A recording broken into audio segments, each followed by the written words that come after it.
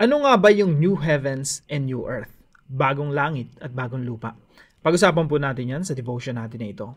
Magandang araw po sa bawat isa sa inyo. Welcome back to our 365 Daily Devotions Seminary Edition. Binabati ko rin po ng happy birthday si Sister Bernadette Andales. Nakikiselebrate po kami sa inyong karawan. Now, ngayong araw po, ang pag-uusapan natin ay patungkol po sa new heavens and new earth. Ano nga po ba ito? So, the new heavens and new earth mean the world is being changed and renewed through Jesus, not destroyed. So, yung mundo po, yung world po, it is being changed and renewed. Contrary to popular belief, pag sinabi kasing new heavens and new earth, ang naiisip agad natin, physical na papalitan ng Diyos itong mundo natin, yung buong creation, papalitan yung old heaven and old earth, wala na yon, meron ng panibago. Pero mga kapatid, ang tinuturo po talaga ng Biblia ay renewal of all things. Hindi po replacement. Pag replacement, papalitan. Pag renewal, babaguhin, aayusin. It shows that the old way of relating to God under the old covenant has ended. May kinalaman po talaga yan sa old covenant. Yung, isipin niyo po yung Biblia, no? May dalawang parte po yan, old covenant and new covenant. Yung new covenant, nakapaloob na po doon yung new heavens and new earth, nakapaloob na po doon sa new covenant. At yung old covenant, yun na po yung lumipas. Kalaki po noon ang old heavens and old earth. Now, medyo mahabang talakayan po ito. Pero gagawin ko po yung best ko na ma-simplify. Mas mabilis maintindihan yung tatalakayin po natin ngayon. So, this change is spiritual and covenantal, not physical. So, pag sinasabi ng Biblia na new heavens and new earth, wag tayong mag-i-interpret na agad na, ay, physical to. Bago daw bagong langit at bagong lupa. Ibig sabihin, wawasakin yung physical na langit. Masusunog yung mga bituin at buwan at lahat ng mga nasa kalangitan.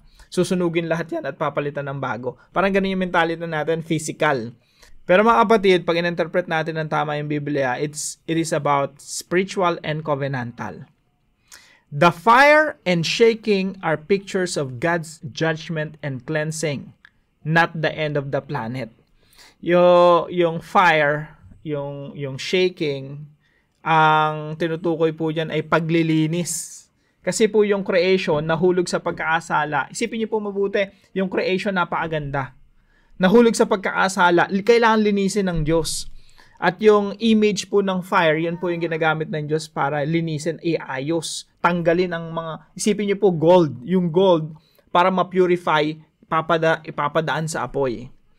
So, hindi po tutupukin para wasakin, kundi ipapadaan sa apoy para ma-purify. Ganyan po ang gagawin ng Diyos sa ating mundo, sa creation. This change is spiritual and covenantal, not physical. The fire and shaking are pictures of God's judgment and cleansing, not the end of the planet. It points to a restored world where God lives with His people and everything is made new under Christ's rule. We only have 15 minutes mga kapatid, pero gusto ko pong maintindihan talaga natin ito. Kasi kung tama ang theology natin patungkol dito, magiging tama din yung attitude natin sa creation. Sabi po sa Revelation chapter 21 verse 1, Then I saw a new heaven and new earth. For the first heaven and the first earth had passed away and there was no longer any sea. Marami po akong discussion patungkol dito na nasa channel natin, no? Lalo na sa mga members, ma-access niyo po lahat yon. At nakita ko ang isang bagong langit at isang bagong lupa, sapagkat ang unang langit at ang unang lupa ay lumipas na at ang dagat ay wala na. Ito po yung una nating katuruan ngayong araw. Creation will be liberated, not obliterated. Yan po ay nakasulat sa Romans chapter 8 na yung creation natin naglulong, naghahangad, excited na ma-liberate, na mapalaya sa pagkabulok at pagkasira. Yes, anak.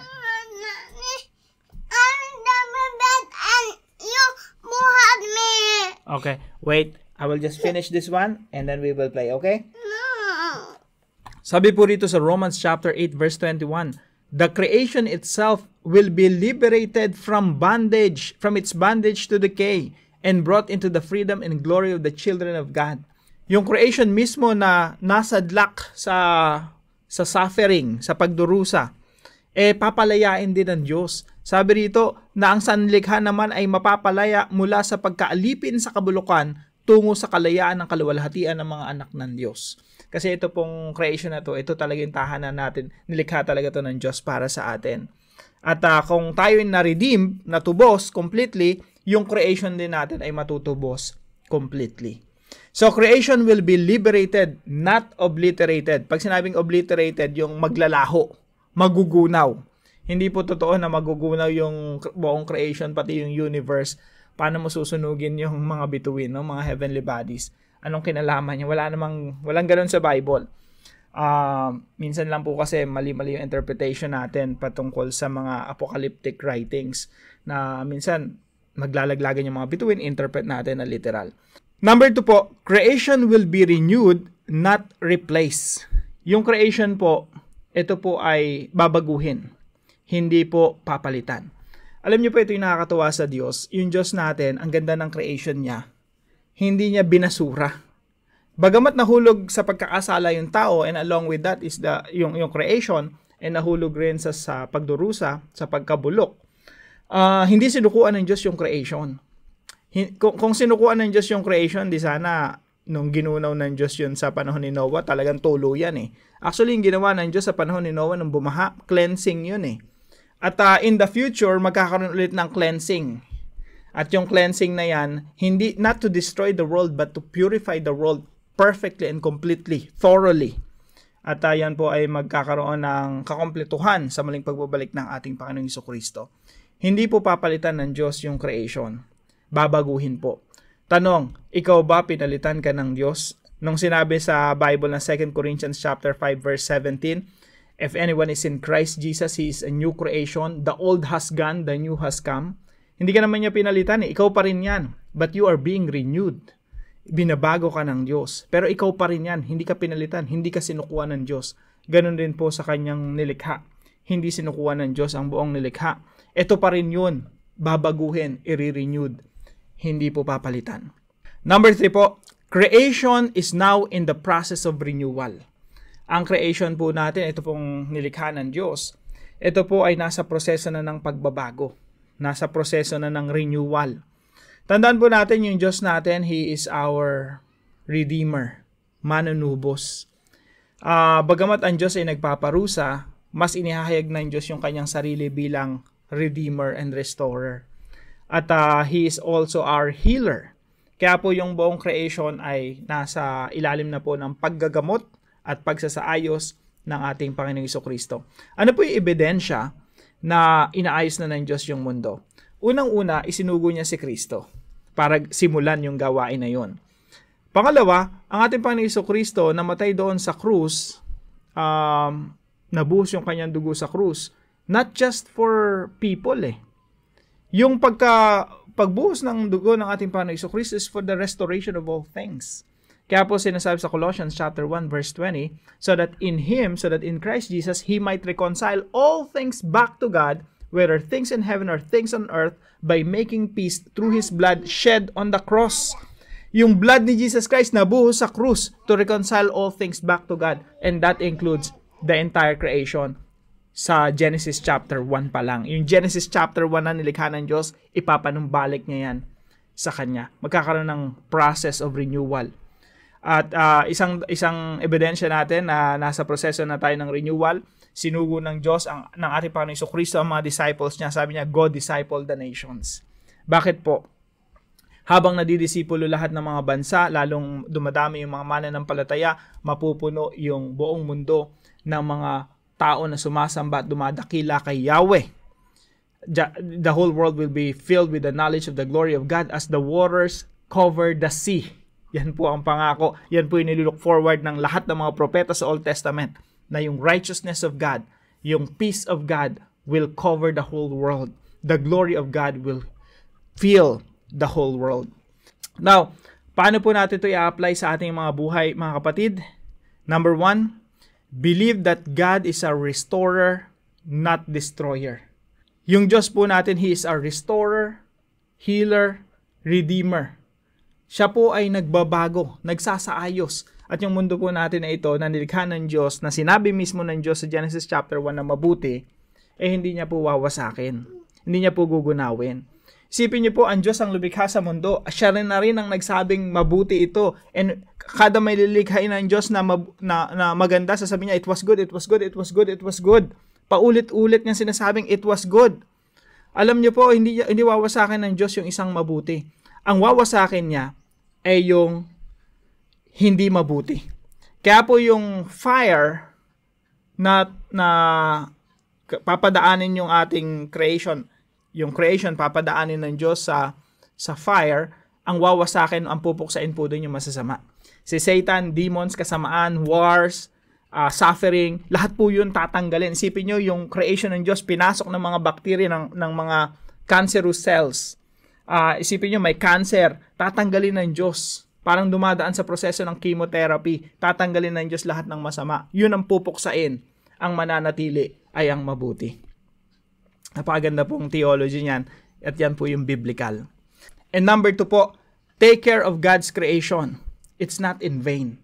Ako, mahilig ako mag-scuba dive. No? Kasama ng mga kaibigan ko. Ang kaibigan ko is instructor, so nakatipid ako.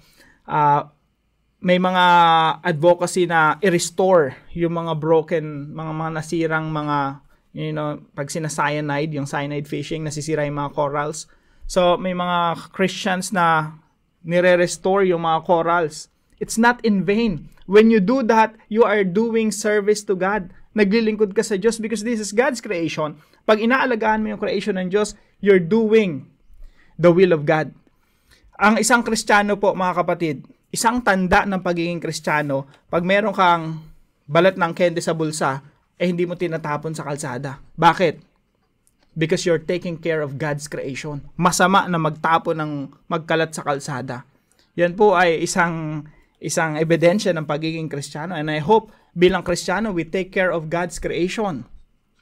Na kung wawasakin ng Diyos ang mundo, why do you care? Bakit ka magtatanim ng puno? Ba't mo aalagaan itong mundo? Bakit mo lilinisin yung ilog? Pag ikaw ay politiko, meron mga politiko na meron mga ganong advocacy, lilinisin yung ilog, lilinisin yung dagat. Why bother? Bakit mo pagkaabalahan mo? Wawasakin din naman pala ng Diyos yan. So mga kapatid, kailangan magkaroon tayo ng tamang theology, tamang pananaw. God is restoring the world. Kaya kung Christian ka, inaalagaan mo yung creation, you're serving God. Nakikiisa ka sa gawain ng Diyos. And number 3 po, seek to understand prophecies biblically. Yung mga prophecies po kasi, kadalasan ito ay apocalyptic. Kaya laging parang may makikita ka na, pag sinabing apocalyptic po, para sa kalaman ng lahat, pag apocalyptic language, parang ganito po yan. Nag-aaway tayo, sasabihin ko sa'yo, gusto mo gumuho mundo mo? Ibig sabihin, apocalyptic yung language na ginamit ko, may pagguho ng mundo. Now, yung mga propeta po, pag nagsasalita sila ng apocalyptic, ganun din yung sinasabi nila, magbabagsakan ng mga bituin. Pero hindi po nila ibig sabihin na babagsak literally mga bituin. Ang sinasabi lang nila, yung mga leaders na nagrebelde sa Diyos, sila yung magbabagsakan kasi tinuturing silang mga bituin. Nandun kayo sa taas, pero magbabagsakan kayo dahil kinakalaban nyo ang Diyos. So, gumagamit sila ng apocalyptic language. Now, tayo ngayon na nagbabasa, wag nating misinterpret. Yung mga apoy na tumutupok sa mundo, parang nami-misinterpret natin, akala natin gugunawin ng Diyos yung mundo, wawasakan ng Diyos yung mundo, sa papalitan ng bago. So, seek to understand prophecies biblically. Para po sa ating discussion, how does the vision of a renewed earth inspire you to live with purpose today? Ngayon na nalalaman mo na, wow, si God pala nire-restore, inaayos yung broken world. At i-restore niya ito just as it was in the Garden of Eden sa Genesis chapter 1 and 2. Paano ito nakaka-inspire sa atin para ipamuhay yung purpose natin dito sa mundo? And again, meron po tayong alternative questions. Pwede po nating isama ito sa ating mga discussions. Samahan niyo po ako sa panalangin. Sovereign Lord, thank you that you are making all things new. I rejoice in the promise of a renewed creation, where justice, peace, and righteousness will reign forever. Let me live in light of that hope. working now to see your kingdom expand on earth as it is in heaven. Use my life, my words, work and witness to point others to the glory that is coming. Help me not to retreat from the world, but to engage it with confidence, knowing Christ is reigning even now. I long for that day when your glory covers the earth as the waters cover the sea. I pray this in Jesus' name. Amen and amen.